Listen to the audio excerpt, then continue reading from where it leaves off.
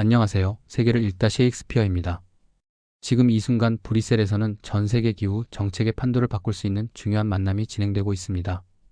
9월 16일 중국의 전 기후 특사 셰지나와 EU의 그린 전환 담당 부집행위원장 테레사 리베라가 만났습니다. 이 만남이 왜 중요할까요? 미국이 파리 기후 협정에서 재탈퇴하고 전 세계 기후 협상이 교착 상태에 빠진 상황에서 세계 1위와 3위 온실가스 배출국인 중국과 EU가 손을 잡고 나섰기 때문입니다. 11월 브라질 벨랭에서 열리는 COP30 기후정상회의를 2달 앞둔 이 시점에서 이번 중국 EU 만남은 단순한 외교적 제스처가 아닙니다. 기후 협상에 막힌 물꼬를 틀 수 있는 마지막 기회일 수도 있습니다. 하지만 한국 언론은 이 중요한 소식을 거의 다루지 않았습니다. 왜 그럴까요? 오늘 영상을 끝까지 보시면 알게 되실 3가지가 있습니다. 첫째, 중국 EU 기후 협력 재가동의 실체와 그 배경에 숨겨진 전략적 계산. 둘째, COP30 브라질 벨랭 회의가 직면한 위기와 성공 가능성. 셋째, 미국 부재 속에서 재편되는 글로벌 기후 거버넌스가 한국에 미치는 영향. 지금부터 한국이 놓치고 있는 기후 외교의 핵심을 파헤쳐 보겠습니다. 먼저 이번 만남의 주인공들부터 소개해 드리겠습니다. 셰지나는 중국의 전 기후 특사로 2023년 COP28에서 은퇴한 중국 기후 외교의 거장입니다. 그는 미국과 2차례 중요한 기후 합의를 이끌어낸 인물로 국제기후 협상에서 중국의 얼굴 역할을 했습니다. 테레사 리베라는 EU 집행위원회의 부집행위원장으로 청정하고 공정하며 경쟁력 있는 전환을 담당하고 있습니다. 스페인 출신으로 환경정책 전문가인 그녀는 EU의 그린딜 정책을 주도하고 있습니다. 이 두 사람이 만난 것은 우연이 아닙니다. 로이터 통신의 보도에 따르면 이번 만남은 기능부전에 빠진 국제 기후 협상을 소생시키기 위한 것이라고 명시되어 있습니다. 그런데 왜 지금 이런 만남이 필요했을까요? 배경을 살펴보겠습니다. 첫 번째 이유는 미국의 파리 기후 협정 재탈퇴입니다. 트럼프 대통령이 재집권하면서 미국은 다시 기후 외교에서 손을 뗐습니다. 세계 2위 온실가스 배출국이자 기후, 기술과 자금의 핵심 공급국인 미국이 빠지면서 국제기후 협상에 거대한 공백이 생겼습니다. 두 번째는 COP30의 위기입니다. 11월 브라질 벨랭에서 열릴 예정인 COP30은 이미 여러 문제에 직면해 있습니다. 가장 심각한 것은 숙박 대란입니다. 평소 하루 11달러였던 숙소가 9,320달러까지 치솟았고 일부 업체는 하룻밤에 15,266달러를 요구하고 있습니다. 브라질 정부는 이를 극도로 높고 이해할 수 없는 가격이라고 비판하며 크루즈선과 학교, 군사시설까지 동원해 26,000개의 추가 숙박시설을 마련하겠다고 발표했습니다. 하지만 더 심각한 문제는 따로 있습니다.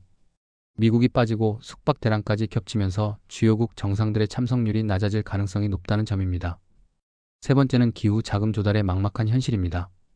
작년 COP29에서 선진국들은 2035년까지 개발도상국에 연간 1조 3천억 달러의 기후 자금을 지원하기로 합의했습니다. 하지만 구체적인 조달 방안은 여전히 오리무중입니다. 이런 상황에서 중국과 EU가 나선 것입니다. 두 경제권은 합쳐서 전 세계 온실가스 배출량의 약 40%를 차지합니다. 또한 재생에너지 투자에서도 세계 1, 2위를 다투고 있습니다. 그런데 여기서 정말 중요한 사실이 하나 더 있습니다. 이번 만남에서 셰지나는 공식적으로는 은퇴한 상태입니다. 현재 중국의 기후 특사는 류젠민입니다. 그런데 왜 은퇴한 셰지나가 나섰을까요? 이는 중국의 신중한 전략으로 보입니다. 공식 특사가 아닌 전임자를 보냄으로써 만약 협상이 실패하더라도 체면을 잃지 않을 수 있습니다. 동시에 셰지나의 개인적 네트워크와 경험을 활용할 수 있습니다. 실제로 셰지나와 리베라는 오랜 기간 알고 지낸 사이라고 소식통들이 전했습니다. 이런 개인적 관계가 때로는 공식 외교보다 더 효과적일 수 있습니다. 그렇다면 중국과 EU는 각각 어떤 계산을 하고 있을까요? 중국의 입장부터 살펴보겠습니다. 중국은 현재 매우 복잡한 상황에 놓여 있습니다. 한편으로는 세계 최대 온실가스 배출국이라는 비판을 받고 있지만 다른 한편으로는 재생에너지 기술에서 압도적인 우위를 점하고 있습니다. 중국의 태양광 패널 생산 능력은 전 세계 수요의 4배에 달합니다. 풍력 발전과 배터리 기술에서도 세계 1위입니다. 2024년 중국의 신규 전력 생산 시설 중 80.4%가 재생에너지였습니다. 더 놀라운 것은 중국이 2030년 목표로 설정했던 풍력 태양광 설비 1200기가와트를 6년 앞당겨 달성했다는 점입니다. 이런 속도라면 중국의 전력부문 탄소 배출이 2025년에 정점을 찍을 수도 있습니다. 중국 입장에서는 이런 성과를 국제사회에 어필하고 싶을 것입니다. 특히 미국이 기후 협상에서 빠진 상황에서 중국이 책임감 있는 대국으로 나서면 국제적 위상을 높일 수 있습니다. 또한 중국은 EU와의 무역 갈등을 완화하고 싶어 합니다. EU는 중국산 전기차와 태양광 패널에 높은 관세를 부과하고 있습니다. 기후 협력을 통해 이런 무역 분쟁을 해결할 실마리를 찾고 싶을 것입니다. EU의 입장은 어떨까요? EU는 기후 정책에서 오랫동안 선도적 역할을 해왔습니다. 2040년까지 온실가스 90% 감축 목표를 설정했고 탄소국경 조정제도 CBAM도 도입했습니다. 하지만 EU도 어려움에 직면해 있습니다. 경제성장 둔화, 에너지 비용 상승, 중국과의 무역 갈등 등이 복합적으로 작용하고 있습니다. 특히 미국이 기후 협상에서 빠지면서 EU 혼자서는 개발도상국들을 설득하기 어려워졌습니다. 1조 3천억 달러의 기후 자금을 조달하려면 중국의 협력이 필수적입니다. 또한 EU는 전략적 자율성을 추구하고 있습니다. 미국에만 의존하지 않고 중국과도 협력할 수 있는 분야를 찾고 싶어 합니다. 기후변화는 그런 협력이 가능한 몇 안 되는 분야 중 하나입니다. 그런데 이 부분은 정말 중요하니까 놓치지 마세요. 중국과 EU 모두 자국의 경제적 이익을 포기하지는 않을 것입니다. 중국은 자국의 재생에너지 기술 수출을 늘리고 싶어 합니다. EU는 탄소국경 조정제도를 통해 자국 산업을 보호하고 싶어 합니다. 이 두 목표가 상충할 수 있습니다. 실제로 7월 중국 EU 정상회담에서 나온 공동성명을 보면 이런 미묘한 균형이 드러납니다. 양측은 탄소시장, CBAM 회복력을 위한 금융, 적응, 정의로운 전환 등에서 협력하기로 했습니다. 하지만 구체적인 내용은 없습니다. 예를 들어 중국이 EU의 탄소국경 조정제도를 수용할 것인지 EU가 중국의 탄소시장과 연계할 것인지는 여전히 불분명합니다. 이제 이번 중국 EU 협력의 목표인 COP30에 대해 자세히 살펴보겠습니다.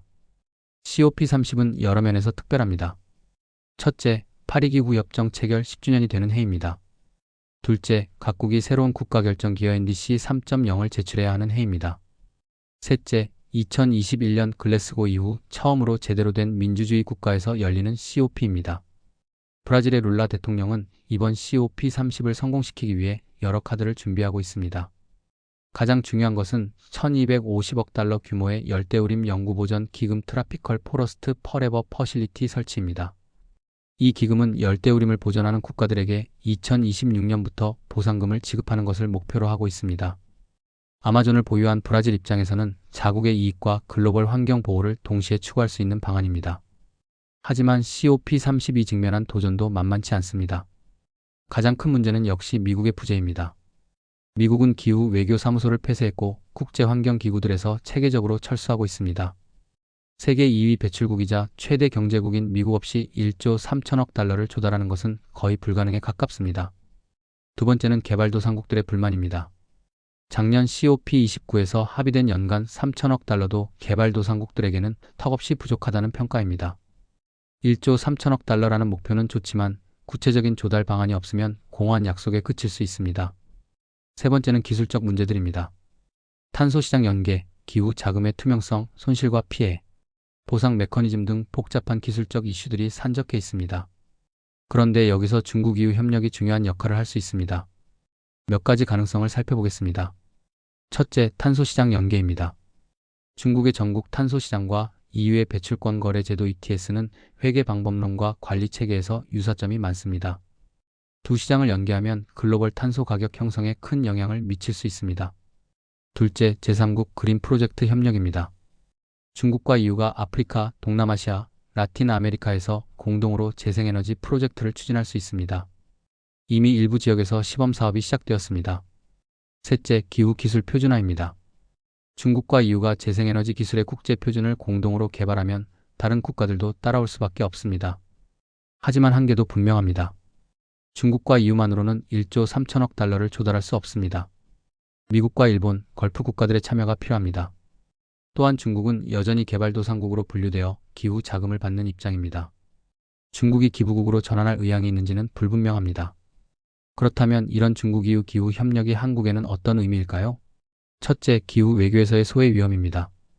미국이 빠지고 중국 EU가 주도권을 잡는 상황에서 한국의 발언권이 약해질 수 있습니다. 한국은 세계 8위 온실가스 배출국이지만 기후 외교에서는 상대적으로 존재감이 약합니다. 한국의 2030 NDC는 2018년 대비 40% 감축으로 상당히 야심적인 목표입니다. 하지만 국제 무대에서 이런 노력이 충분히 인정받지 못하고 있습니다. 둘째, 기술 경쟁에서의 도전입니다. 중국 EU가 기후 기술 표준을 주도하면 한국 기업들이 불리해질 수 있습니다. 특히 배터리, 수소, 탄소 포집 기술 분야에서 한국은 경쟁력을 갖고 있지만 표준 설정에서 소외되면 시장 접근이 어려워질 수 있습니다. 실제로 EU의 탄소국경 조정제도 CBAM는 이미 한국 철강 업계에 큰 부담을 주고 있습니다. 중국과 EU가 탄소 시장을 연계하면 한국 기업들의 비용 부담이 더욱 커질 수 있습니다. 셋째, 에너지 안보에 미치는 영향입니다. 중국이 재생에너지 기술 공급망을 장악하고 있는 상황에서 한국의 에너지 전환이 중국에 의존할 수밖에 없습니다. 태양광 패널의 80%, 배터리 원료의 60% 이상을 중국이 공급하고 있습니다. 넷째, 기후 금융에서의 기회입니다.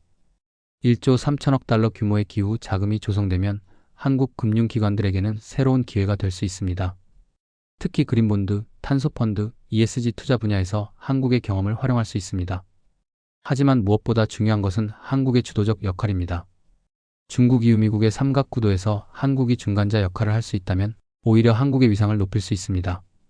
예를 들어 한국이 아시아 지역의 기후 협력을 주도할 수 있습니다. 이미 한국은 녹색기후기금 GCF 본부를 유치했고 글로벌 녹색성장연구소 GGI도 운영하고 있습니다. 또한 한국의 기술력을 활용해 중국의 기술과 EU의 표준을 연결하는 역할을 할 수도 있습니다. 특히 수소 경제와 탄소 중립 기술 분야에서 한국은 독특한 위치에 있습니다. 그런데 여기서 정말 중요한 것은 한국 정부의 의지입니다. 현재 한국은 기후 외교에 충분한 자원을 투입하지 못하고 있습니다. 외교부의 기후 전담 인력은 다른 선진국에 비해 턱없이 부족합니다. 또한 한국 기업들의 국제 기후 협력 참여도 제한적입니다. 중국 기업들이 아프리카와 동남아시아에서 대규모 재생에너지 프로젝트를 진행하는 동안 한국 기업들은 상대적으로 소극적입니다. 마지막으로 앞으로의 전망과 과제를 정리해 보겠습니다. 단기적으로는 COP30의 성공 여부가 관건입니다. 중국 기후 협력이 실질적 성과를 거둘 수 있을지, 그리고 미국 없이도 국제 기후 협상이 진전될 수 있을지가 중요합니다. 9월 24일 UN 본부에서 열리는 예비기후 회의가 첫 번째 시험대가 될 것입니다. 여기서 중국과 EU가 어떤 구체적 제안을 내놓을지 주목해야 합니다. 중기적으로는 새로운 기후 거버넌스 체제가 형성될 가능성이 있습니다. 미국 중심의 기존 체제에서 중국 EU 공동 리더십 체제로 전환될 수 있습니다. 이 경우 한국을 포함한 중견국들의 역할이 더욱 중요해질 것입니다. 어느 한쪽에 완전히 기대지 않으면서도 건설적 역할을 할 수 있는 국가들이 주목받을 것입니다. 장기적으로는 기후 변화 대응이 지정학적 경쟁의 새로운 무대가 될 것입니다. 재생에너지 기술, 탄소시장, 기후 자금이 모두 경쟁의 도구가 될 수 있습니다. 하지만 동시에 기후 변화는 인류 공통의 도전이기도 합니다. 아무리 지정학적 경쟁이 치열해도 결국에는 협력하지 않으면 해결할 수 없는 문제입니다. 한국의 과제는 명확합니다. 첫째, 기후 외교 역량을 강화해야 합니다. 인력과 예산을 대폭 늘리고 장기적 전략을 수립해야 합니다. 둘째, 기업들의 국제 기후 협력을 지원해야 합니다. 특히 아시아 지역에서 한국 기업들이 주도적 역할을 할 수 있도록 해야 합니다. 셋째, 기후 기술 혁신에 더욱 투자해야 합니다. 중국의 제조업 우위와 EU의 제도적 우위 사이에서 한국만의 차별화된 기술력을 확보해야 합니다. 넷째, 아시아 지역 기후 협력을 주도해야 합니다. 한중일 기후 협력, 한아세안 그린 파트너십 등을 통해 지역적 영향력을 확대해야 합니다. 오늘 말씀드린 내용을 정리하면 다음과 같습니다. 첫째, 중국과 EU의 기후 협력 재가동은 미국 부재 상황에서 국제 기후 거버넌스를 구하려는 시도입니다. 하지만 실질적 성과를 거두기까지는 많은 도전이 남아 있습니다. 둘째, COP30 브라질 벨랭 회의는 파리기후협정 10주년을 맞아 중요한 전환점이 될 수 있습니다. 하지만 숙박 대란과 미국 부재 등의 문제를 해결해야 합니다. 셋째, 한국은 새로운 기후 거버넌스 체제에서 소외되지 않으려면 적극적인 외교와 기술 혁신이 필요합니다. 마지막으로 여러분께 질문 3가지를 드리겠습니다. 첫째, 미국 없는 기후 협상이 실질적 성과를 거둘 수 있다고 생각하시나요? 둘째, 한국이 기후 외교에서 더 큰 역할을 해야 한다고 보시나요? 셋째, 기후 변화 대응에서 국제 협력과 자국 이익 추구 사이의 균형을 어떻게 맞춰야 할까요? 댓글로 여러분의 생각을 들려주시기 바랍니다. 다음 영상에서는 아시아 지역의 기후 안보 위기와 한국의 대응 전략에 대해 다뤄보겠습니다. 극한 기후 현상이 증가하는 상황에서 우리는 어떻게 대비해야 할지 심층 분석해 보겠습니다. 오늘도 끝까지 시청해 주셔서 감사합니다. 기후 변화는 미래 세대의 문제가 아니라 지금 우리가 직면한 현실입니다. 여러분의 관심과 참여가 더 나은 미래를 만드는 첫걸음입니다. 구독과 좋아요, 그리고 알림 설정 잊지 마시고 다음 영상에서 뵙겠습니다. 감사합니다.